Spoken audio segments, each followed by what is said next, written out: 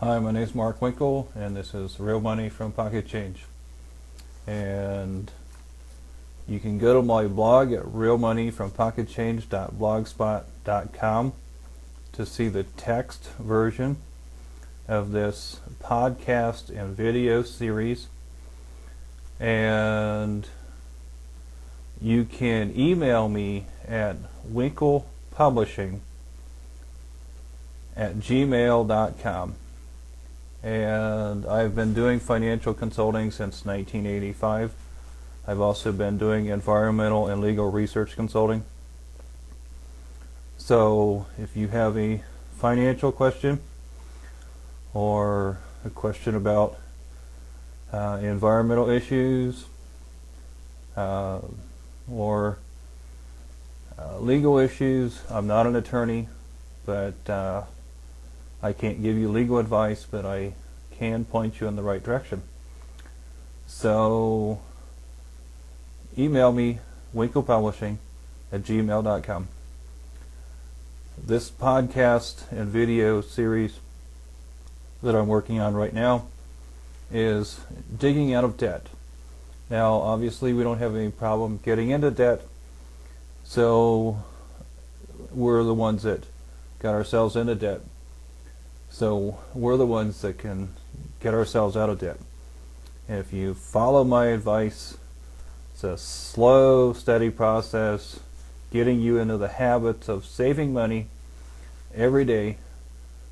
And this is something that you need to practice every day. When you want to buy something, you ask yourself, do I need this or do I want this? If you just want it, can I afford this? If you have to pay for it with a credit card, ask yourself, am I willing to pay the interest rate on this over the next year, which can be anywhere from 3 to 29% on top of something that I already have bought and whose value is declining every day. So ask yourself those important questions before you make purchases. If it's not something that you're going to be using pretty frequently, you might want to buy it used. There are a lot of websites on the internet that you can buy a lot of things used. You go to yard sales, garage sales, and auctions, flea markets, a lot of places, discount stores that you can get reduced priced items that it's not something you're going to use every day, that's still got a lot of life in it. And it amazes me that people will go out and spend $2,500 for a refrigerator to keep their food cold, when a $200 to $300 refrigerator will do the same thing. And if you negotiate the price right, you could probably even get delivery thrown in. I did 3 years ago. There was a nice appliance store that was having a sale, and they had an item that had a small dent in it, and I said, I'll tell you what, I'll make you a deal. You could either cut the price on the item, or you can deliver it for free. And the guy said, well, let me go talk to my manager. He come back and he said, well, we can't do either. I said, okay. I said, I have cash in my hand. I didn't have to use a credit card. I didn't have to use a debit card. I had cash in my hand. I said, I'll tell you what, I'm going to wait 5 minutes. And if you're not back in 5 minutes with one of the two alternative adjustments that I want, I'll go somewhere else. And he walked off, came back, and they said, we can't drop the price.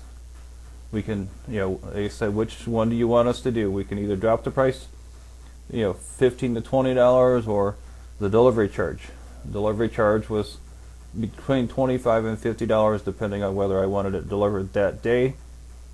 They were always obviously going to charge me more if I wanted it delivered the same day.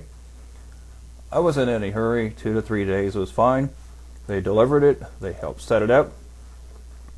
And I was happy.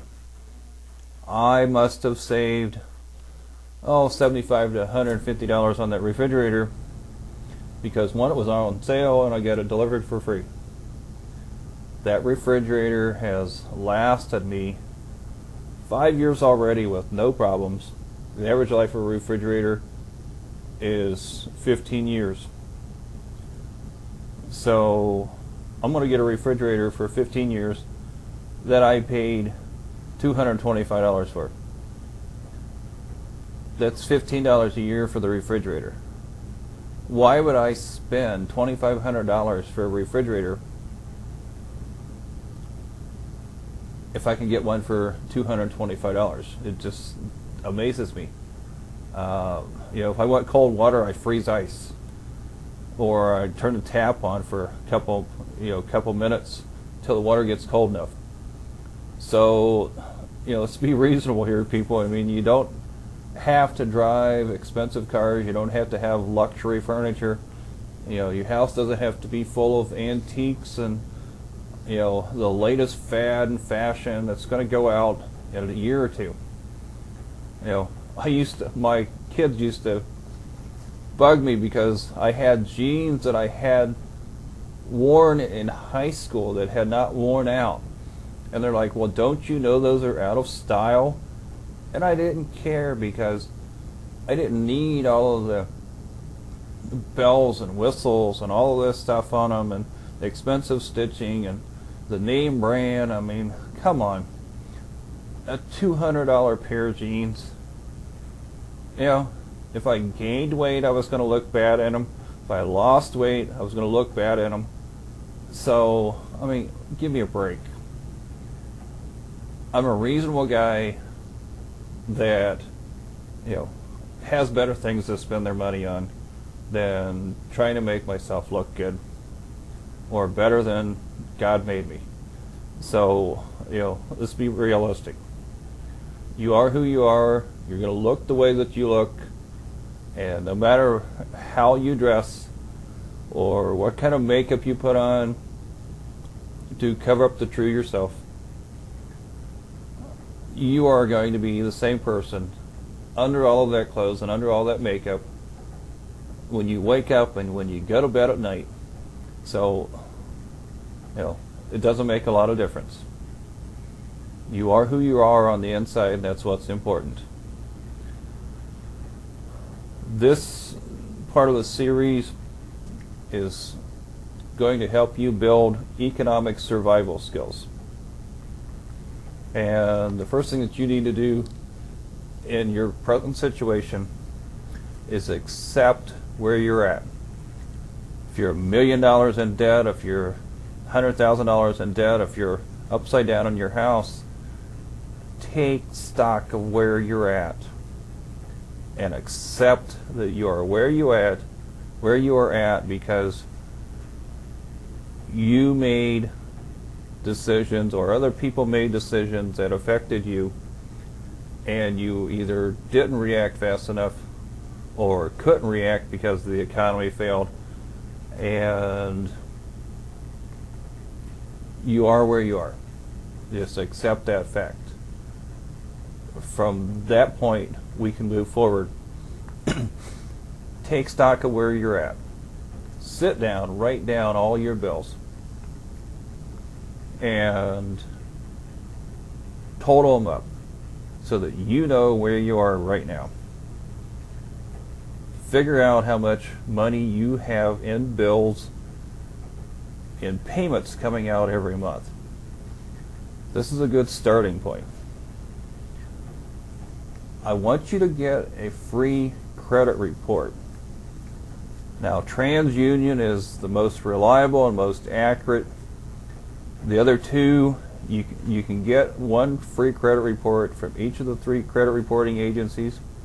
You can either do it by phone or on the internet. and you can get these free credit reports that are required by law. So get a free credit report, find out what's on it, dispute any errors immediately. Do it. And it'll save you money by reducing your credit card interest charges and interest charges on other bills in the future. Figure out where you can make cuts in your budget. What can you save on doing? What can you do without? Write down how much money you spend on haircuts and hairstyling salons and makeup. And I used to tell people, "Oh, keep all your receipts for a month." Well, that's kind of a little bit unrealistic, because if you lose one, small one or a large one, you kind of get frustrated. But keep track of what you spend your money on. If you go out and you buy a latte that's $9 a day, if you buy cigarettes, figure out how many packs of cigarettes you smoke every week. Figure out where your money is going. Number 4, save money today for your future, even if it's pocket change, because every little bit counts. Go out and buy yourself a piggy bank. It doesn't have to be $150 sterling silver, gold-plated 24 karat or 20 karat. A reasonable size plastic pig or ceramic pig is fine. It'll put your pocket change in there every night, and you will gradually hear the bottom filling up, and then you will gradually hear the change building up, and you can put your extra dollar bills in there, and if you've got extra money, put your extra $5 bills in there. It'll be there when you need it.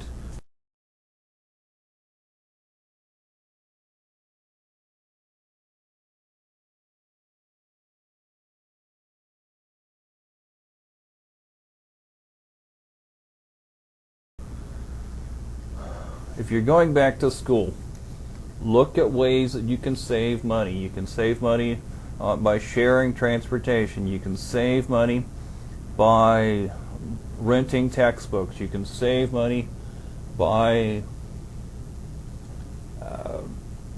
if you're within reasonable distance, you can walk to school. You can catch buses. You don't have to drive everywhere. If you ride a city bus, you can save money. You don't have to eat on campus unless it's part of your requirement during your freshman and sophomore years. Save money where you can. When I was in college, and I went back to college a little over a year ago, I borrow my textbooks from the school library. There's state library systems that will loan you the books. You renew them every 3 weeks, and you're good to go. So, in fact, last quarter I took 20 credits. I spent, I believe, $13 for textbooks, and I rented those, and I borrowed the rest of the textbooks that I needed for 5 classes. This quarter I'm paying a total of $7.90, and I am borrowing the others from other university libraries. I mean, how easy is that? If you don't take the opportunity, if you have to rent the books and your school doesn't have them at a reasonable price, go on the internet and put in compare textbook prices. There are websites out there that will list all of the list all of the retail operations and rental operations that rent textbooks and sell textbooks, and you can compare them as far as the shipping and everything else. A lot of them will ship for free. You can send them back for free after you're done renting them. They'll rent them to you by the quarter or by the semester.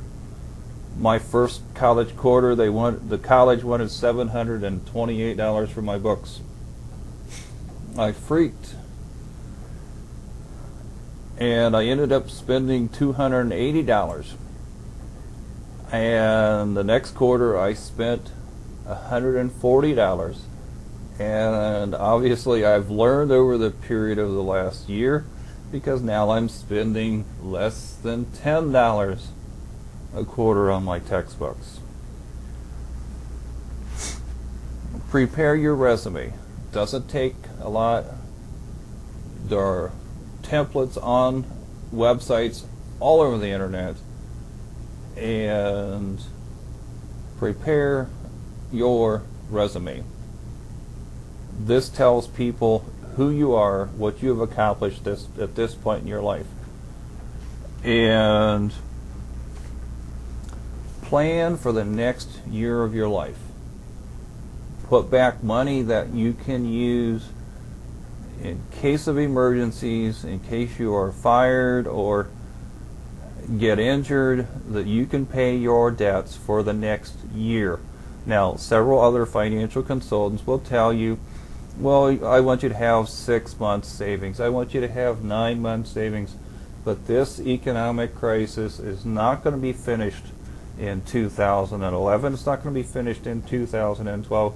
It's not even going to be finished in 2013. The International Monetary Fund says that this economic crisis will not be resolved, more than likely, until possibly 2015 or 2016. And that's only if the governments can get their heads out of their rears and figure out how to cooperate and work together for the benefit of their citizens. I don't see that happening anytime soon. Pay down your highest credit cards first.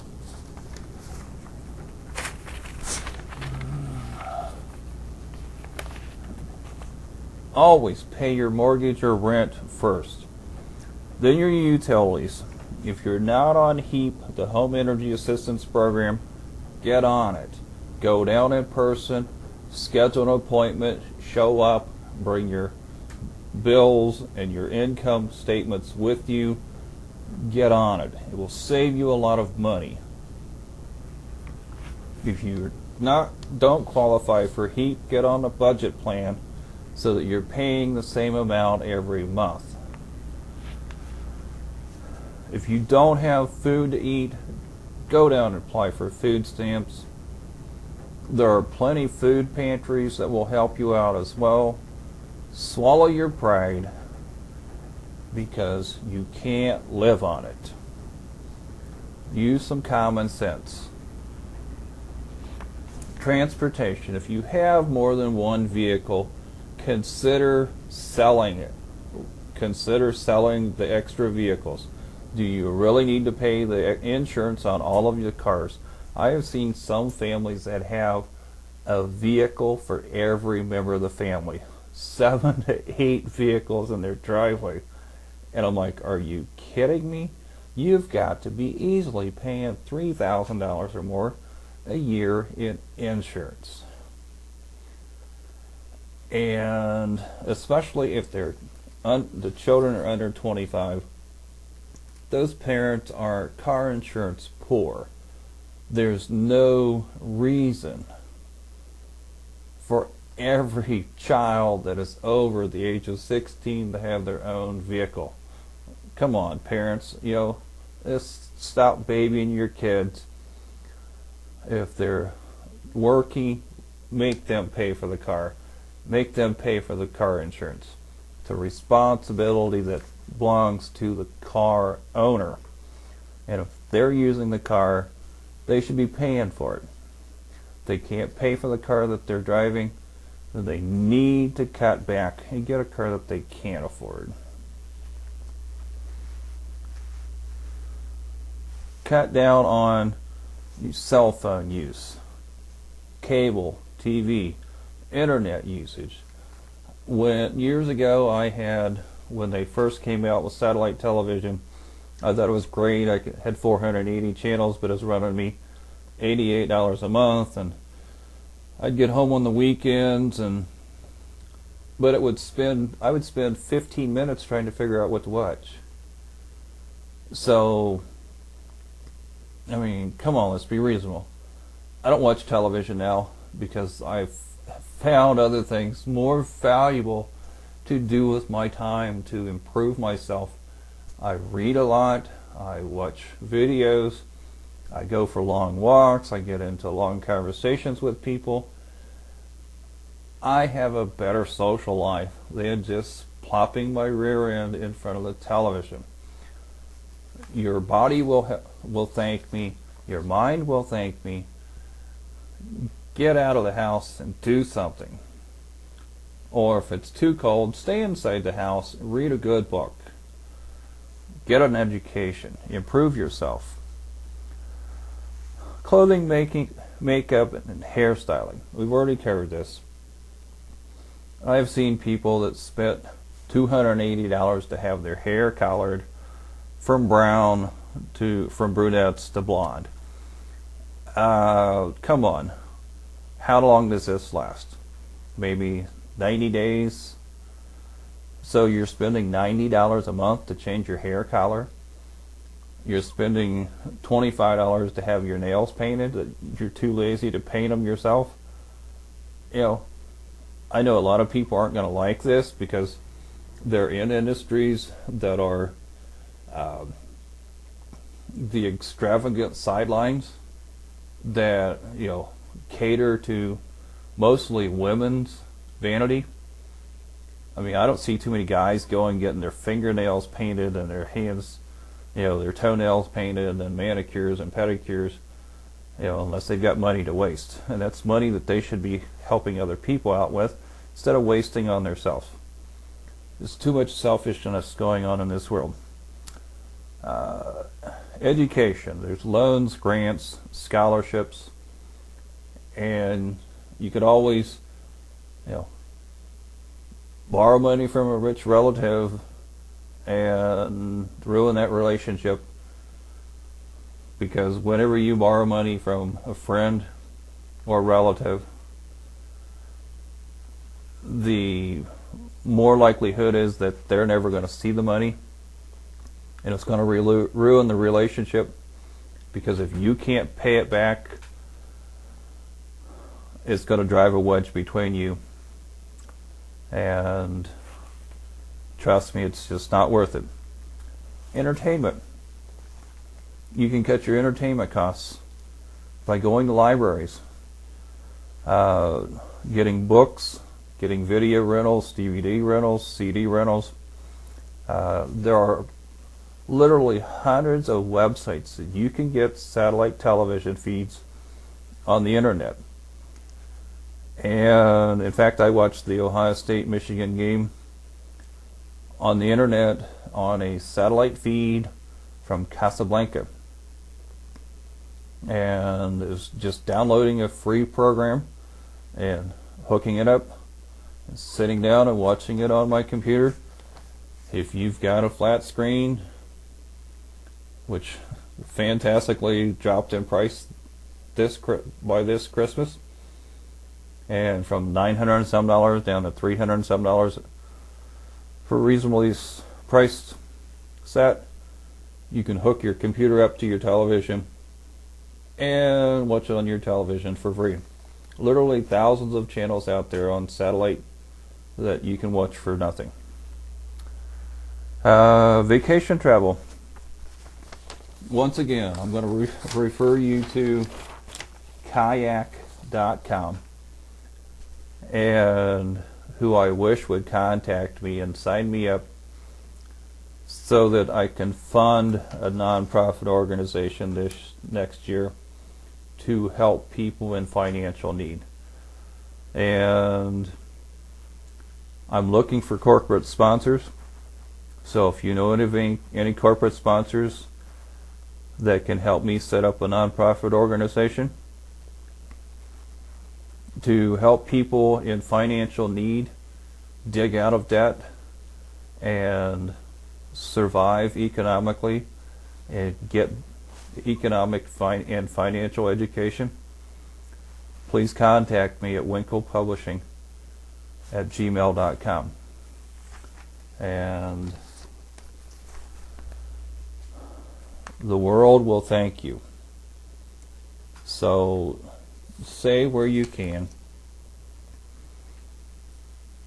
Figure out where you're at. Let me briefly cover these again. First, accept where you're at. Second, take stock of where you're at. Sit down, take the time. This is how much I make. This is how much I make after taxes. This is how much I owe. This is how much this is how long it's going to take me to get out of debt if I make the monthly payments. Get a credit report. Find out exactly what you do owe. Make cuts in your budget where you can. Go out today and buy a piggy bank. There's a website called nexttag.com that when I looked at it had 15 to 1600 different types of piggy banks, as little as $2 and change plus shipping. So don't tell me you can't afford to buy a piggy bank or you can't find one. You know, they're out there. You know, go to nexttag.com. And when you get that bank, put your change in it then.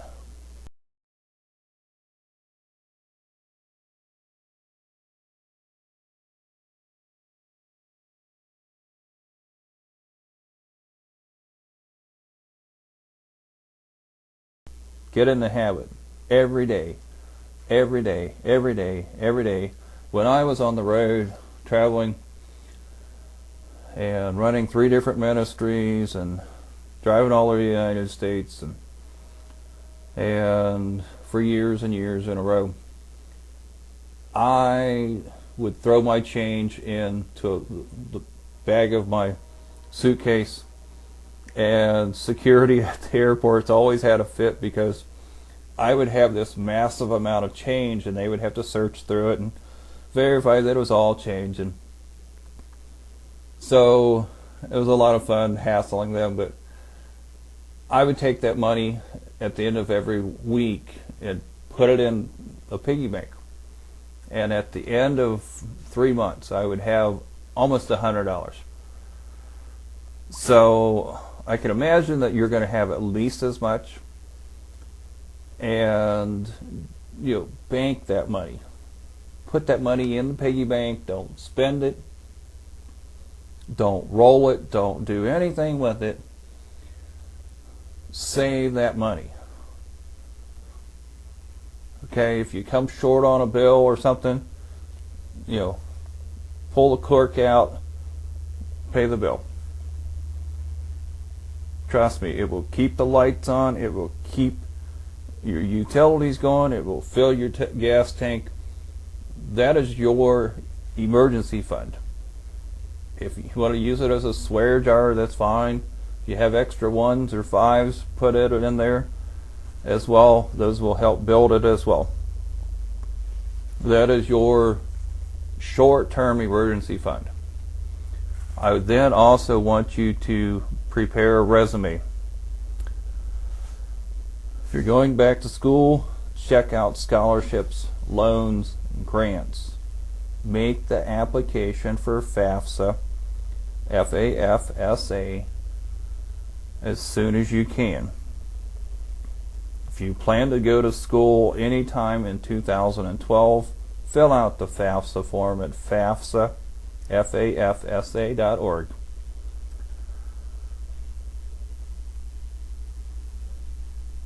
Look at ways to save on your college expenses. Prepare your resume. Plan for the next year of your life. Okay, you say, well, I'm broke now. Trust me, I've been there. Okay? That's how I can give you such great advice here, because I have been at the bottom of the garbage heap. Okay? I have been to places financially that you don't want to go. I have been to where I had $10 a month to pay my water bill and have my water shut off in the middle of December, a week before Christmas, to where I could not buy my kids anything for Christmas, and I was living on food stamps and barely scraping by. Okay? I have been in situations where my car broke down 80 miles out in the middle of frickin' nowhere and no one would pick me up. I have had to walk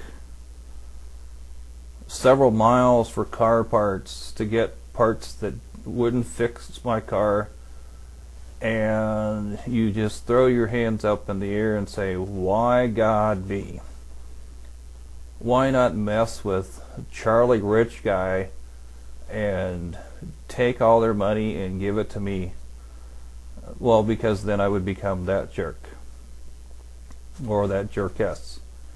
So, it doesn't matter. Where you are is where you're supposed to be to learn the lessons that you need to learn to move on. Until the next lesson.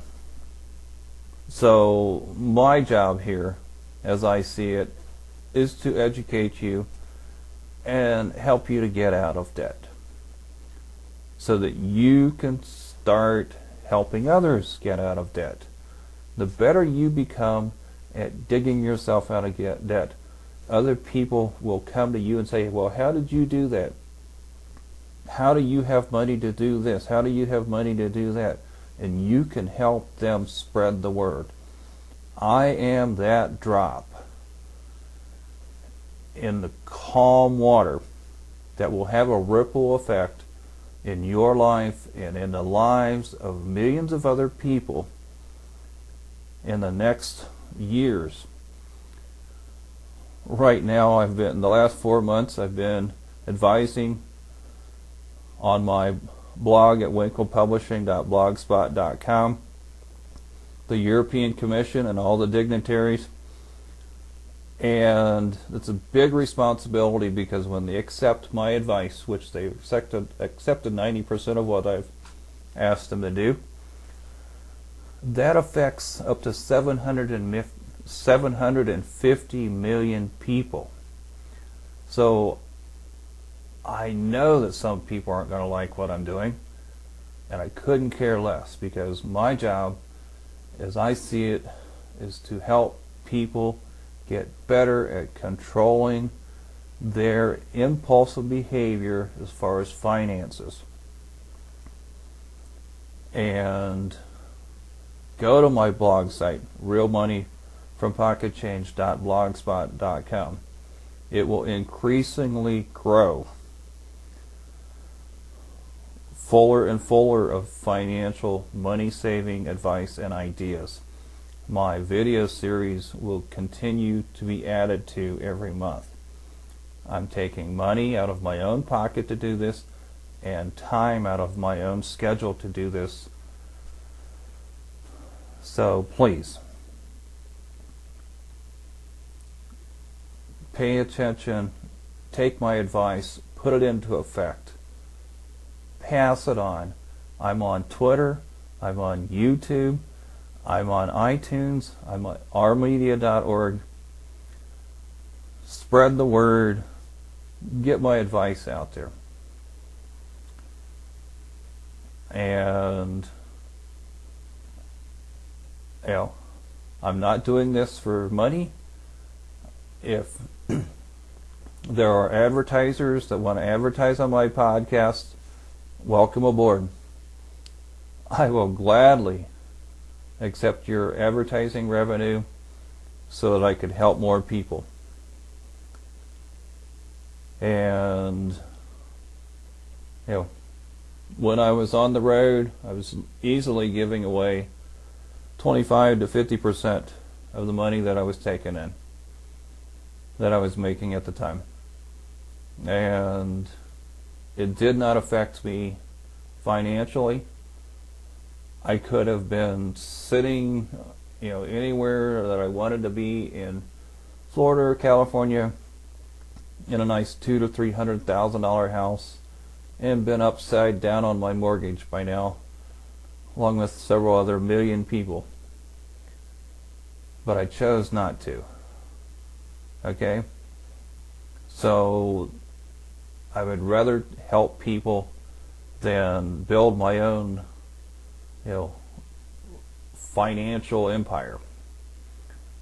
And some people might see that as crazy, but I've never seen, any benefit in stacking up coins and sitting around and looking at them, or building a bank account or checking account or stock market account and sitting back and looking at the numbers and patting myself on the back while there are people in this world that are starving, that don't have places to sleep, that don't have food to eat. To me, I can't live like that. If I see someone in need, I help them out. So hopefully, money is not your number one priority. I want you to learn to be a better human being and care about other things besides money. Now, that is the way to live your life, not as a prisoner or in financial bondage, but out from under that monkey on your back. And I don't know why they blame monkeys, because monkeys are kind of cute characters, and they eat a lot of bananas, but I look at it this way. Just take that weight off of your shoulders.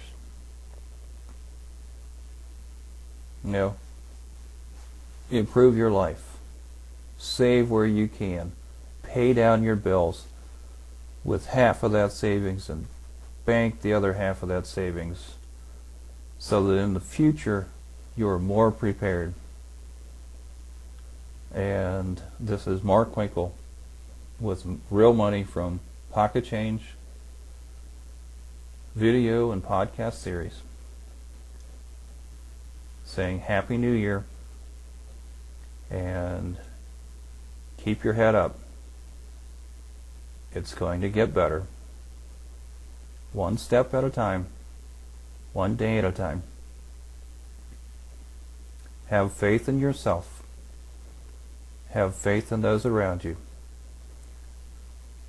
And have faith.